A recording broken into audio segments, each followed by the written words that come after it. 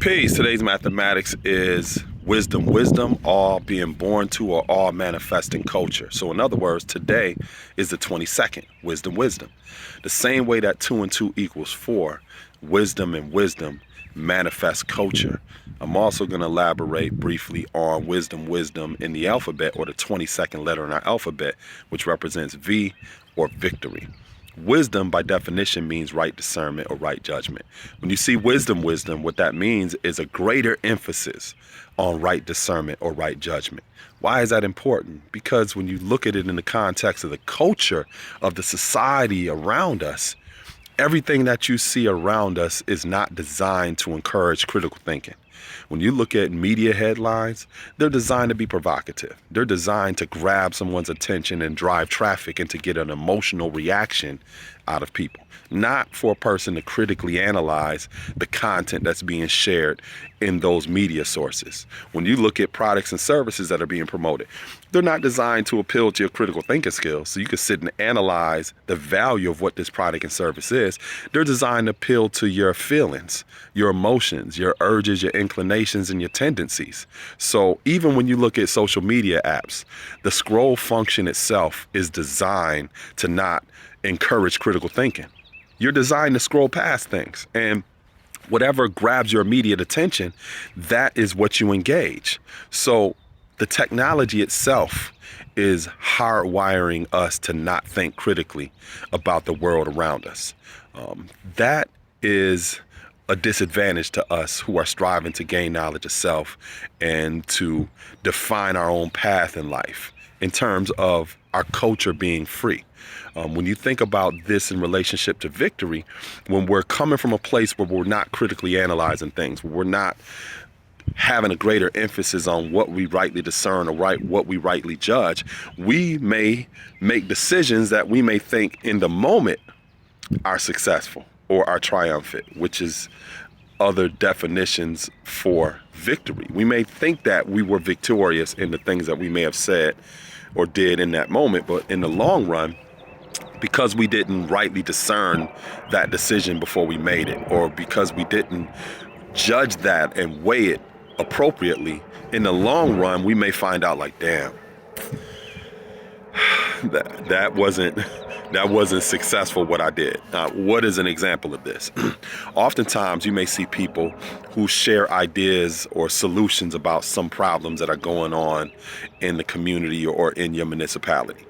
There's always a crowd of people that come out of the woodworks that strive to shoot more holes in that solution than Swiss cheese. They got a lot to say about how it's not going to be effective and why it won't work. Usually they don't bring any kind of alternative solutions to the table. They just want to talk about why it won't work and why you shouldn't do it.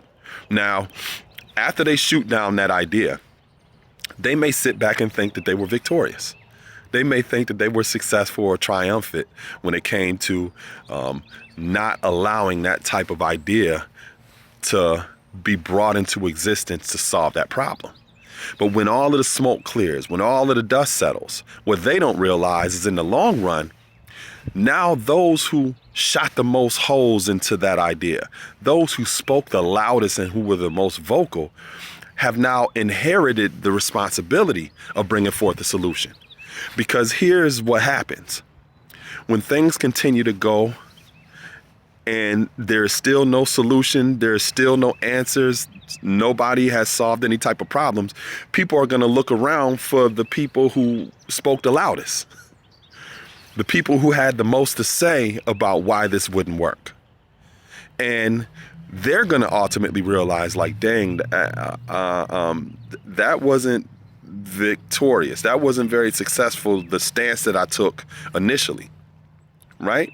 So rightly discerning things and having a greater emphasis on how we judge and weigh things is vitally important, especially in this type of society that we live in, because the things that we see are not designed to encourage critical thinking, which also means that they're not designed from the perspective of sustainability. Usually the things that you see that are striving to get people to buy and hurry up and get it real quick are not the things that are the most sustainable. whether that's a person, whether that is a thing, whether that is going to a certain type of place. If there's a certain urgency associated with some products and services or people, places, and things, a lot of times those things are not designed to give you an opportunity to critically analyze it first before you invest in it, right? So this was inspiring, it was empowering, it was educational. It just gave those of you some insight into wisdom, its relationship to culture, as well as victory. Wisdom means a greater emphasis on right discernment and right judgment, because the society and the culture that exists around us does not encourage that critical thinking. And if we have a tendency to just be reactionary and to just make decisions in the moment all of the time, we may find out that in the long run, that wasn't the successful stance to take in that moment. Because we're eventually going to be forced to see that, man, this stance wasn't very sustainable. And when we honestly see ourselves in that position later on, then we should honestly also look at our responsibility for now bringing forth an effective, sustainable solution, as opposed to the one that we shot down in the past. So, peace and have a beautiful day.